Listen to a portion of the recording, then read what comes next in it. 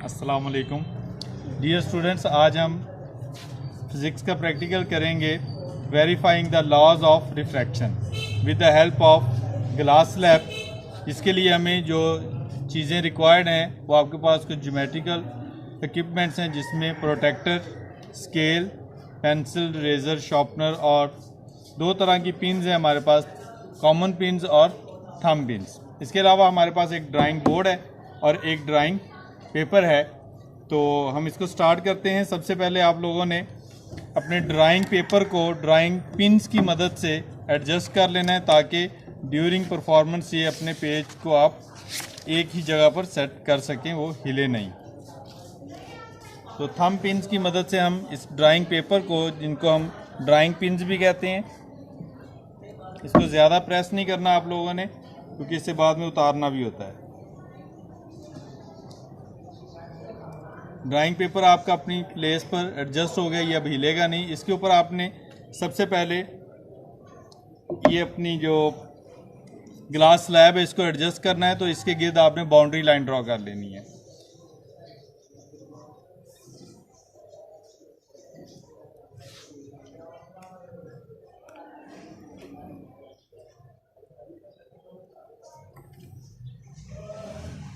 Boundary line draw करने के बाद आपने इसमें एक इंसिडेंट रे ड्रॉ करनी है, जिसके ऊपर आपने पहले पिन्स जो हैं वो लगा लेनी है। और इंसिडेंट रे इस तरह से ड्रॉ करनी है कि आपका ये सेंटर से थोड़ा सा आपने इस साइड पर एक पॉइंट कंसीडर करना है, जो कि आपका पॉइंट ऑफ इंसिडेंस होगा। यहाँ पर एक रे बना लें और इसका एंगल जो है ये 90 से कम रखें, और ये आप एक रे पहले से ही ड्रॉ कर लें। इस रे के ऊपर आपने तकरीबन 5 to 6 सेंटीमीटर के डिस्टेंस पर दो पिन्स लगानी है, कॉमन पिन्स, और उनको प्रेस करते हुए आप लोग स्केल का सहारा ले सकते हैं। इस ग्लास स्लैब से आप लोगों ने वहाँ पर प्रेस नहीं करना, वहाँ पर आपकी इस वजह से नंबर डिडक्ट हो जाएंगे, ये टूट भी जाती है, नाजुक होती है। तो आपने तकरीबन इसे 5, 4 या 6 सेंटीमीटर की डिस्टेंस पर रखकर एक पिन जो है वो ड्रॉ कर लेनी। इसके साथ ही एक और पिन आप लगाएंगे, जिसका मज़ीद इससे डिस्टेंस जो है वो 5 to 6 सेंटीमीटर होगा।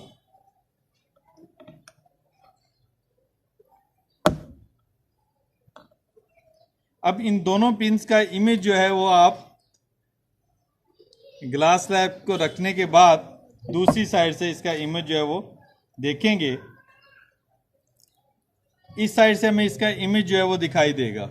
अच्छा स्टूडेंट्स, आप देखें कि यहाँ पर इसकी बाउंड्री से जब हम नीचे देख रहे हैं इसकी बेस से, तो इसके हेड्स हमें अलहदा नज़र आ रहे हैं और ये इनकी जो टेल्स हैं वो अलहदा नज़र आ रही हैं। हम इन टेल्स को एक ही सीध में लाएंगे और यहाँ पर जब ये एक सीध में आ जाएं तो यहाँ पर हम बाकी अपनी दोनों पिन जो है वो एडजस्ट करेंगे, ताकि इनकी जो टेल्स हैं वो एडजस्ट हो जाए। अब हमने इन दोनों पिन्स का इमेज इस साइड से देखना है, यानी कि ये जो इंसिडेंट रे है ये यहाँ से बाहर निकलेगी, यानी इमर्जेंट रे की डायरेक्शन हमने फाइंड आउट करनी है।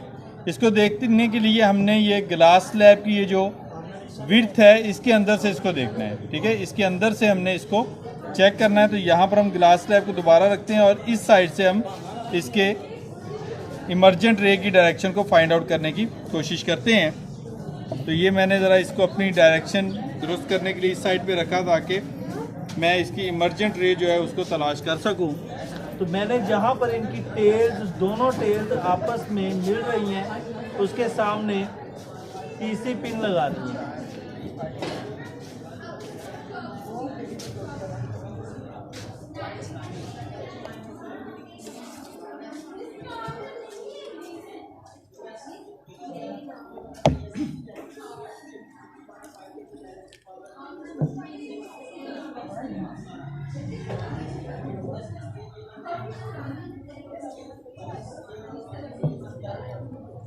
फिर इसी तरह से हमने एक और फोर्थ पिन जो है, चौथी पिन, वो भी इसी की डायरेक्शन में एक सीध में लगानी है, ताकि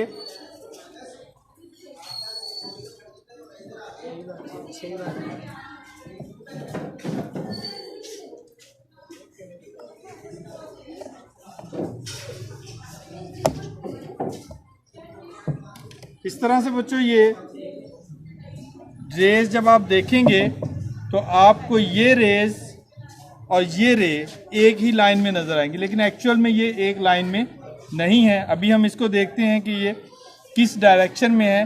तो इसके बाद आप लोगों ने अपने ग्लास स्लैब को साइड पे करना है और 1 बाय 1 पिन्स को उतारते जाना है और उनको नाम दे देना है। फर्स्ट पिन आपकी, इसको सर्कल कर लें इसके पॉइंट को, और ये P, फिर ये सेकंड पिन Q, ये third pin R, fourth pin S। अब ये वाली दोनों पिन्स हमने पहले से मिलाई हुई हैं, बाकी ये दोनों पिन्स भी इस तरह से मिला दें कि ये जो ग्लास स्लैब की बाउंड्री है वहाँ तक इनको आपने एक्सटेंड कर देना है।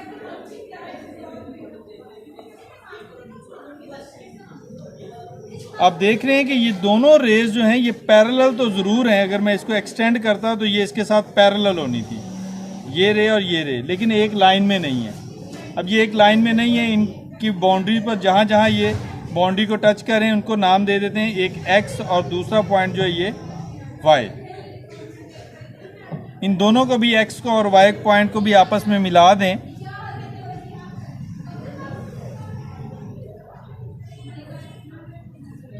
अब X पॉइंट पर और Y पॉइंट पर आपने नॉर्मल ड्रॉ करने हैं। ये वाली जो दरमियान वाली रे बनी है ये हमारे पास रिफ्रैक्टेड रे है, ये स्टार्ट वाली रे जो थी ये इंसिडेंट रे है, और ये जो बाहर आ रही है ये इमर्जेंट रे है। इनको आपने एरो के निशान से डायरेक्शन को मेंशन ज़रूर करना है।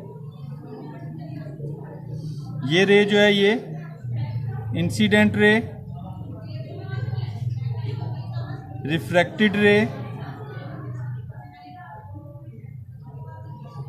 और बच्चों ये वाले हमारे पास इमर्जेंट रे।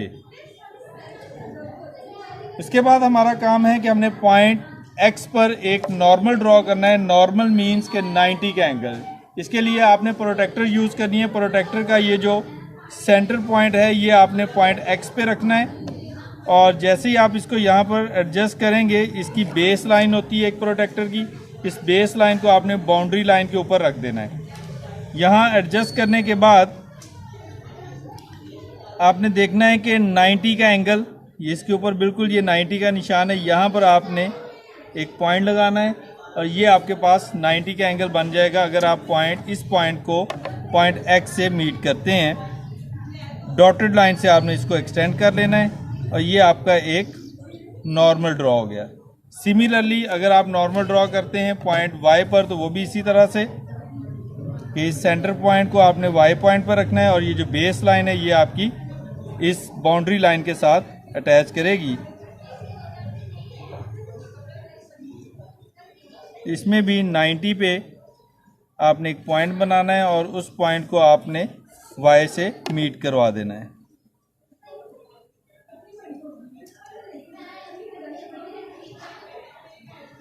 ज़रूरी नहीं है कि हम यहाँ तक आएँ, बस हमने नॉर्मल ड्रॉ कर लिया ये दोनों पॉइंट पर। अब बच्चों यहाँ पर 3 एंगल हैं जिनकी हमने मेजरमेंट करनी है। वैसे तो ज़रूरत तो हमें सिर्फ 2 एंगल्स की है, तीसरा भी आप कर लें तो ठीक है, अदरवाइज़ 2 लाजमी करने हैं। फर्स्ट एंगल ये हमारे पास बन रहा है जो कि नॉर्मल को आप नाम दे लें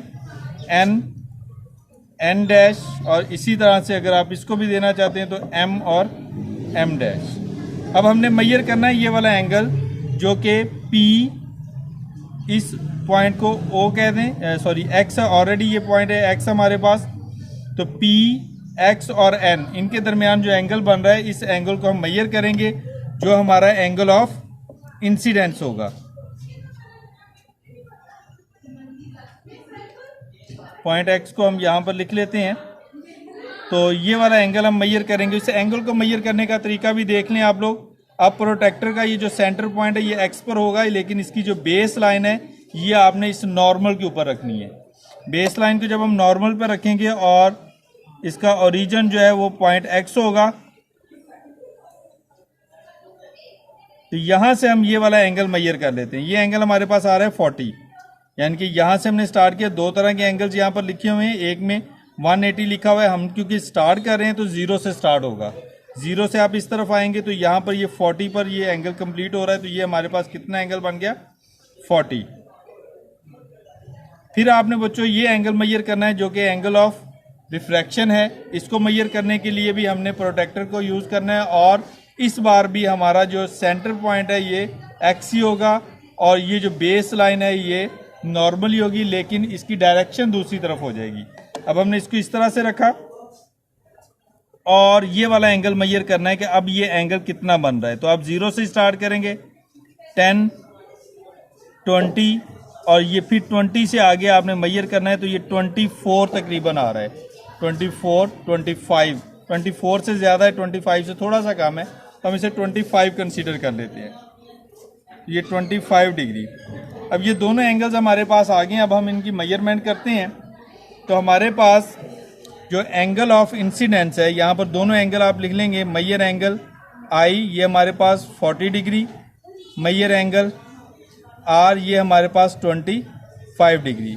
हमने इससे फाइंड आउट क्या करना था, रिफ्रैक्टिव इंडेक्स। रिफ्रैक्टिव इंडेक्स का जो फार्मूला होता है हमारे पास वो होता है sine i over sine r. तो बच्चों ये जब हम एंगल्स के अंदर वैल्यूज पुट करते हैं तो देखते हैं, इसकी कैलकुलेशन करते हैं। Sine 40 divided by sine 25। Calculator से हम इसकी मेजरमेंट कर लेते हैं।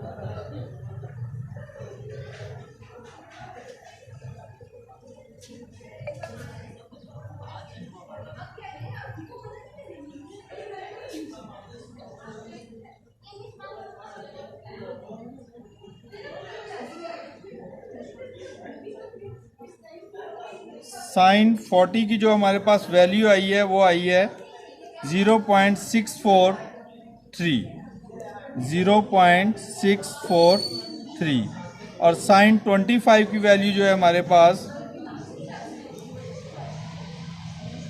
वो है 0.423। जब हम इन दोनों वैल्यूज़ को डिवाइड करते हैं 0.643 डिवाइडेड बाय 0.423, तो हमारे पास आंसर आएगा 1.52।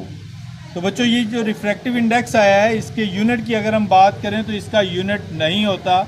ये भी आपने आपके जो वाइवा क्वेश्चन है उसके अंदर आपने याद रखना है कि रिफ्रैक्टिव इंडेक्स का कोई यूनिट नहीं होता, because it is a ratio between two similar quantities.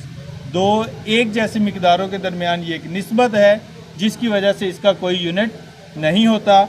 और ग्लास का, शीशे की ये जो स्लैब है इसका रिफ्रैक्टिव इंडेक्स 1.5 ही होता है। ये आपकी मेजरमेंट इसके करीब करीब ही आनी चाहिए। इस वक्त ये हमारी जो मेजरमेंट है 1.52 ये बिल्कुल एक्यूरेट है। आप लोगों ने भी इसको इसी तरह से परफॉर्म करना है, और ये प्रैक्टिकल कम से कम आप लोगों ने 2 दफ़ा परफॉर्म करना होता है। इसकी मज़ीद मैंने जो मार्क्स की डिस्ट्रीब्यूशन है इससे पहले एक वीडियो में डिस्कस की हुई है, आप लोग वहाँ से भी देख सकते हैं। Thank you so much.